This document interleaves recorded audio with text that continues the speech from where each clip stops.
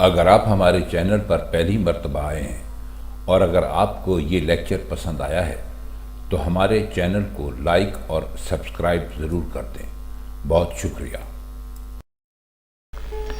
اس کا پہلا شعر ہے: عرض ناز شوخی دنداں برائے خندہ ہے، دعوی جمعیت احباب جائے خندہ ہے۔ عرض ناز ہم آپ کو پہلے بتا چکے ہیں، محبت کا اظہار کرنا،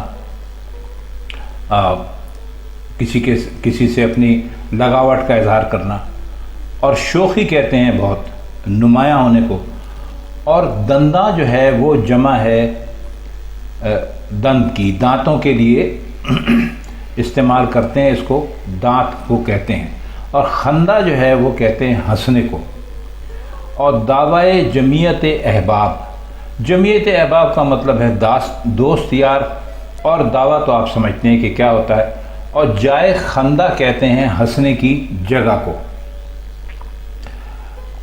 تو وہ یہ کہہ رہے ہیں کہ ہنسنے کے لیے یہ ضروری ہے کہ دانتوں کی شوخی کا کرشمہ نمایاں ہو جائے، یعنی آپ سمجھتے ہیں کہ جب آپ ہنستے ہیں یا ہم ہنستے ہیں، کوئی بھی ہنستا ہے تو اس کے دانت دکھائی دیتے ہیں۔ تو وہ کہتے ہیں کہ جو دوستوں کی جو جمعیت یا ان کا اکٹھ ہونے کا جو دعویٰ ہے وہ ہنسی کا مقام ہے، کہ وہ ہنستے وقت دانت نمایاں ہوتے ہیں، اور کہتے ہیں اکٹھے ہونے کے باوجود تمام دانت الگ الگ ہیں اور کبھی ایک نہیں ہو سکتے۔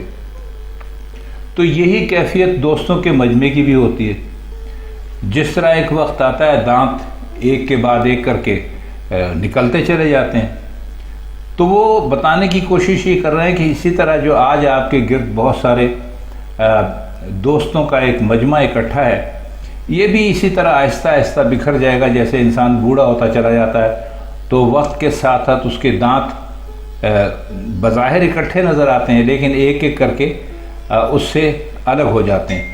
تو جو دوست کہتے ہیں کہ ہم ہمیشہ آپ کے ساتھ رہیں گے، کہ تو وہ اس دعوے پر کہتے ہیں کہ ہنسنے کے علاوہ اور کچھ نہیں کیا جا سکتا، کیونکہ وہ دانت جو آپ کو ایک جگہ اکٹھے نظر آتے ہیں وہ بھی وقت کے ساتھ ساتھ آہستہ آہستہ نکل جاتے ہیں۔ تو یہی حال دوستوں کے مجمع کا ہوتا ہے۔ ظاہر ہے کہ جیسے دانت منہ میں اکٹھے نہیں رہتے اور ایک ایک کر کے نکل جاتے ہیں، اسی طرح مختلف وجوہات کی بنا پر دوست بھی ایک دوسرے سے جدا ہو جاتے ہیں۔ کوئی پردیس چلا جاتا ہے، کوئی دنیا سے چلا جاتا ہے، کسی سے جھگڑا ہو جاتا ہے، مختلف اس کی وجوہات ہوتی ہیں۔ تو جیسے دانت ایک جگہ اکٹھے نہیں رہتے اور وقت کے ساتھ الگ الگ ہو جاتے ہیں، ویسے ہی دوست بھی الگ الگ ہو جاتے ہیں۔ یہ تھوڑا سا اس کے معنی ذرا گہرے ہیں، لیکن آپ جب اس کو بار بار سنیں گے اور دیوان آپ کے سامنے ہوگا اور آپ پڑھیں گے اور آپ کو الفاظ کے معنی کا علم ہوگا، تو آپ امید ہے کہ اس شعر کو اچھی طرح سمجھ جائیں گے۔ اب آئیے اس کا اگلا شعر دیکھتے ہیں کہ ہے عدم میں غنچہ محو عبرت انجام گل، یک جہاں زانو تأمل در قفائے خندہ ہے۔ قفا کہتے ہیں پیچھے کو، جو چیز رہ جائے پیچھے ہو اس کو کہتے ہیں قفا۔ اور غنچہ آپ جانتے ہیں کہ اد کھلی کلی یا کلی کو کہتے ہیں جو ابھی پوری طرح پھول نہ بنی ہو، اور محو عبرت انجام گل کا مطلب ہے، یہ آپ بہت اچھی طرح جانتے ہیں، ہم بتا چکے ہیں کہ محو کہتے ہیں کسی کام میں مشغول ہونے کو، مصروف ہونے کو، اور جو پھول کا انجام ہوتا ہے اس سے عبرت حاصل کرنے کو۔ تو اب اس کا جو مطلب ہے وہ یہ ہوگا، اور زانو آپ جانتے ہیں کہ کسے کہتے ہیں، ران کو کہتے ہیں، یعنی آپ کو اس کا کیا مطلب بتائیں۔ تو وہ یہ کہہ رہے ہیں کہ اگر آپ ویسے یک جہاں زانو تامل کا مطلب لیں تو اس کا مطلب ہوتا ہے کہ بہت زیادہ غور کرنا، فکر کرنا۔ تو وہی کہہ رہے ہیں کہ وہ اصل میں اس لیے بھی زانو کا مطلب لائیں کہ غور و فکر کے وقت انسان عموماً آپ نے دیکھا ہوگا نا کہ اپنی اگر بیٹھا ہو تو گھٹنوں میں سر رکھ کر چھپا کر کچھ سوچتا ہے۔ تو اس کا مطلب یہ ہے کہ کلی کا منہ تو بند ہے، ایسا معلوم ہوتا ہے کہ وہ عدم میں بیٹھی ہوئی ہے، اور پھول کے انجام سے عبرت حاصل کرنے میں مصروف ہے۔ ہنسی کے بعد بے حد غور و فکر کا مقام ہے۔ مطلب یہ کہ کلی کھلے گی جسے پھول کا ہنسنا قرار دیا، خوشبو بکھرے گی، پھر پھول کی پنکھڑیاں ایک ایک کر کے گر جائیں گی اور وہ ناپید ہو جائے گا، ختم ہو جائے گا۔ تو کہتے ہیں کہ ہنسنے کا جو انجام ہے وہ عبرت کا مقام ہے، اور جب تک کلی بند ہے تو وہ اسی عبرت کے بارے میں سوچ رہی ہے۔ ابھی دیکھا نا آپ نے، ہم نے پڑھا تھا کہ ہے عدم میں غنچہ محو عبرت انجام گل، یعنی کلی یہ سوچ رہی ہے کہ میں پھولوں کا میں نے اب کیا دیکھا ہے، ان کا انجام یہی ہوتا ہے کہ وہ کھلتے ہیں اور ان کی پنکھڑیاں بہت خوشبو بکھیرتی ہیں، لوگ اس کو دیکھتے ہیں، خوش ہوتے ہیں، اور پھر پنکھڑیاں ایک ایک کر کے سوکھ جاتی ہیں، ختم ہو جاتی ہیں، اور پھول بھی ختم ہو جاتا ہے۔ تو کلی جو ہے وہ اصل میں اسی سوچ میں محو ہے۔ اگلا شعر ہے کہ کلفت افسردگی کو عیش بےتابی حرام، ورنہ دنداں در دل افشردن بنائے خندہ ہے۔ کلفت کہتے ہیں تکلیف کو، دکھ کو، راحت نہ پہنچنے کو، اور دنداں در دل افشردن کا مطلب ہے دانت دل میں گاڑ دینا۔ یہ فارسی کا محاورہ ہے جو تکلیف دہ حالات کو صبر سے برداشت کرنے کے لیے بولا جاتا ہے۔ اس میں اور کوئی خاص مشکل الفاظ ہیں نہیں۔